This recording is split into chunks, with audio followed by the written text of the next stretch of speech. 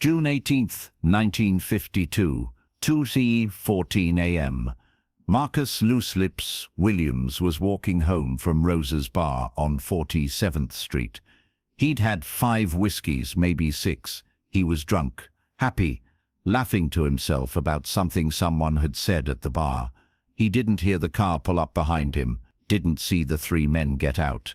The first thing Marcus felt was the canvas bag being pulled over his head. Then strong hands grabbing his arms, lifting him, throwing him. He hit metal hard. A car trunk. The lid slammed shut. Marcus tried to scream, but the bag muffled everything. He tried to kick, but his legs had no room. The trunk was small, dark, hot. The car started moving. Marcus's mind raced. Who grabbed him? Police? Rival gang? Someone he owed money? Then a worse thought crept in, a thought that made his blood turn to ice. Bumpy Johnson. For 6 months, Marcus had been feeding information to Detective Frank Russo of the NYPD. Names of Bumpy's collectors, addresses of policy banks, routes for moving money. Marcus got paid $500 per week. Cash. No records. It was easy money. Safer than working the streets, and Marcus had convinced himself nobody would find out. But in Harlem, everybody always found out. The car drove for 20 minutes. Marcus tried to keep track of the turns. Left, right, straight. Another left, but drunk and disoriented in a dark trunk, he lost count. Finally the car stopped, the engine cut off. Silence. The trunk opened. Hands grabbed Marcus again, pulled him out. His feet hit gravel. The bag stayed on his head. He was dragged forward, his feet stumbling, trying to keep up. Then the bag was ripped off. Marcus blinked. His eyes adjusted to the dim light. Flashlights. 3 of them, held by 3 men he recognized. Illinois Gordon, Raymond Quick Lewis, Willie Fish Jackson. Bumpy's top enforcers.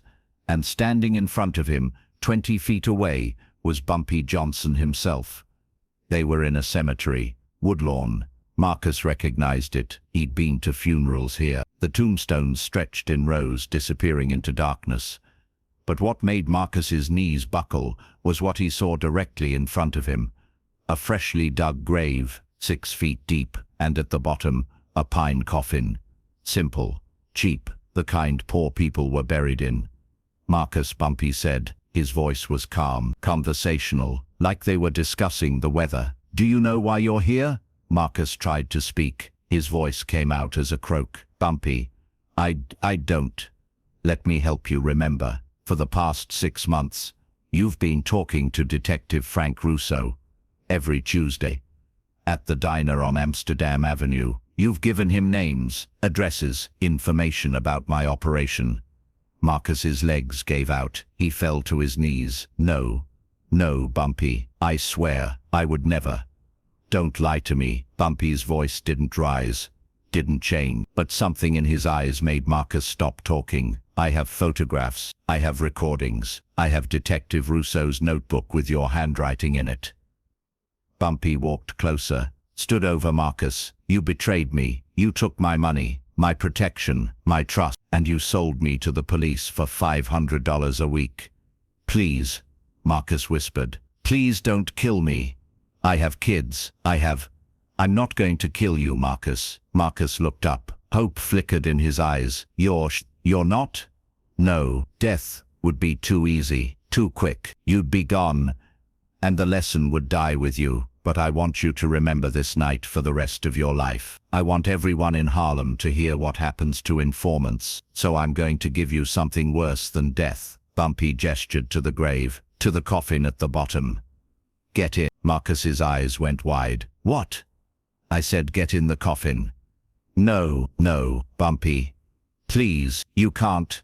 Illinois and Raymond grabbed Marcus, lifted him. He kicked, screamed, begged. They carried him to the edge of the grave, threw him down, 6 feet. Marcus landed hard on top of the coffin. The wood cracked, but didn't break. Open it, Bumpy said from above. Willie climbed down into the grave, pulled Marcus up, opened the coffin lid. Inside was nothing, just empty pine box, no padding, no pillow, just wood and darkness. Willie shoved Marcus inside. Marcus fought, clawed, but Willie was stronger. Marcus was pushed down into the coffin, lying on his back, looking up at the night sky, at the faces of the 4 men staring down at him. "Please," Marcus sobbed. "Please don't do this. I'm sorry. I'm so sorry. I'll stop. I'll never talk again. I swear. Just don't." Willie closed the lid. Darkness. Complete. Total. Suffocating. Marcus screamed, pushed against the lid. It didn't move. Willie was holding it down.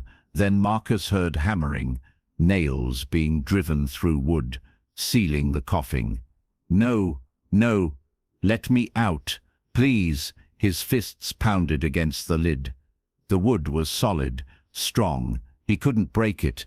The hammering stopped. Marcus heard muffled voices above. Then a new sound, dirt hitting wood. They were burying him. "God, no, please. I can't breathe.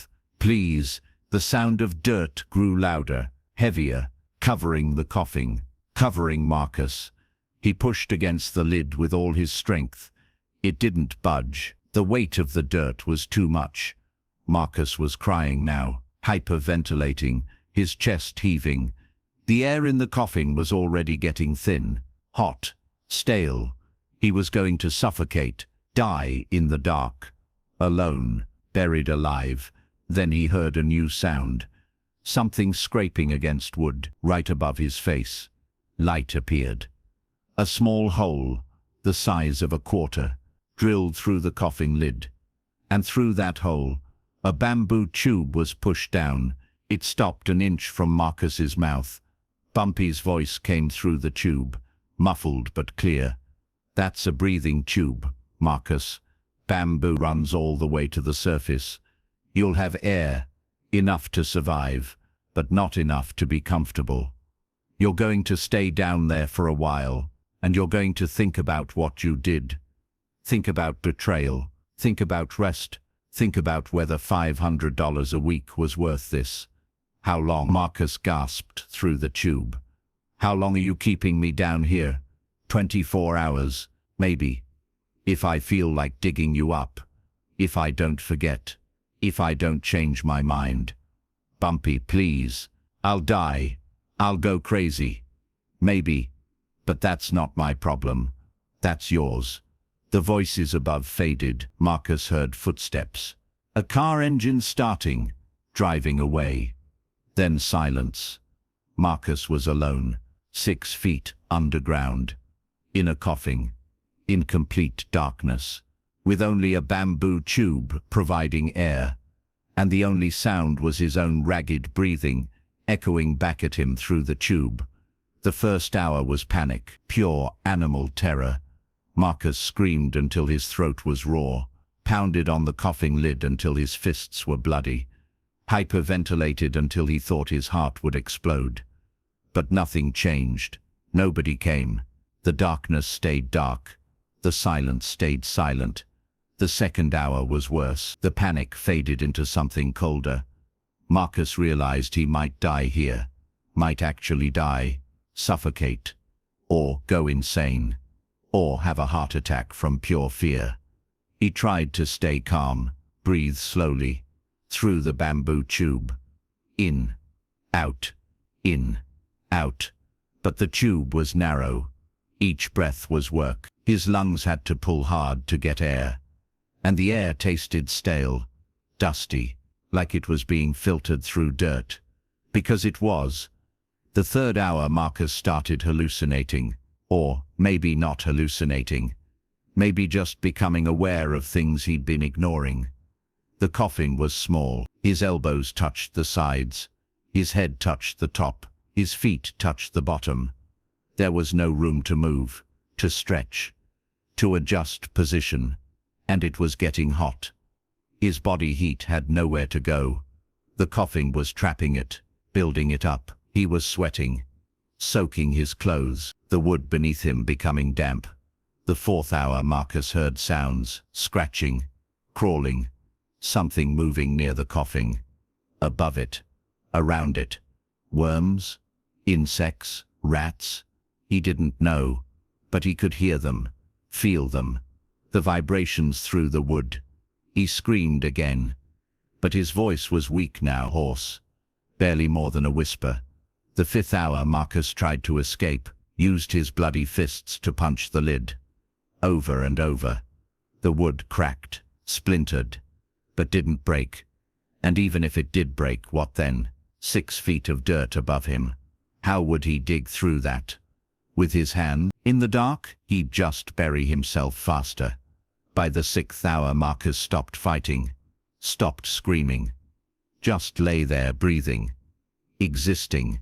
His mind started to wander. He thought about his kids, his wife, his mother. Would they ever know what happened to him? Would Bumpy tell them? Or would Marcus just disappear? Another missing person in Harlem, another unsolved case. The 7th hour, he started talking to himself, mumbling prayers, apologies, promises to God that if he survived this, he'd never sin again, never lie, never betray anyone. The 8th hour, he fell asleep, or passed out. He wasn't sure which. When he woke up, he had no idea how much time had passed. There was no way to track time, no light, no watch, just darkness and breathing. He counted his breaths. 1, 2, 3. Got to 100, started over, lost count, started again. Maybe 12 hours had passed, maybe 15, maybe more. Marcus's mind was fracturing. He could feel it, like a glass cracking, spreading, about to shatter. He started hearing voices, his mother, his wife, Bumpy, Detective Russo, all talking at once, accusing, pleading, laughing. He knew the voices weren't real, but they sounded real, felt real. The 17th hour, Marcus stopped breathing through the tube, just for a moment, testing, seeing what would happen. His lungs screamed, his chest burned. Panic flooded back. He gasped through the tube. Air rushed in, stale, dusty, but air. He couldn't even kill himself.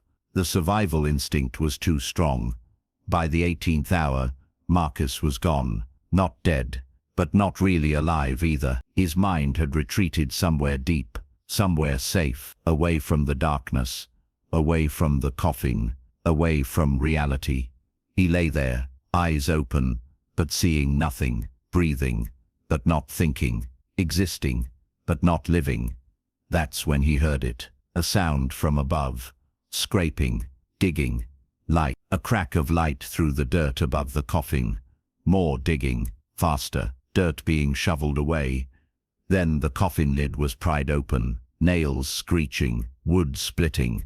Light flooded in, blinding, painful. Marcus couldn't see, couldn't process. Hands grabbed him, lifted him out. His legs didn't work. He collapsed on the ground next to the grave. Bumpy Johnson stood over him. 18 hours, Marcus. I gave you 18. Be grateful it wasn't 24. Marcus tried to speak, tried to say thank you, tried to say anything. But nothing came out. His mouth moved but no sound. His throat was destroyed from screaming. His mind was shattered from fear. He just lay there on the ground next to his own grave, staring, empty. Take him to a hospital, Bumpy told his men. Make sure he lives. I want everyone to see what happens to Informant. Illinois, and Raymond picked Marcus up, threw him in the car, drove him to Harlem Hospital, dumped him at the emergency room entrance. Marcus Williams spent 6 weeks in the hospital. Physical recovery was fast. Dehydration, exhaustion, minor injuries. But mental recovery never came. Marcus couldn't speak. Doctors called it psychogenic mutism, trauma-induced. His mind had broken under the stress and locked his voice away as protection. He couldn't sleep. Every time he closed his eyes, he was back in the coffin, in the dark, suffocating. He couldn't be in small spaces, elevators, closets, even crowded rooms. The panic attacks would start immediately. Marcus was released from the hospital in August 9. He moved to Philadelphia with his family, changed his name, tried to start over.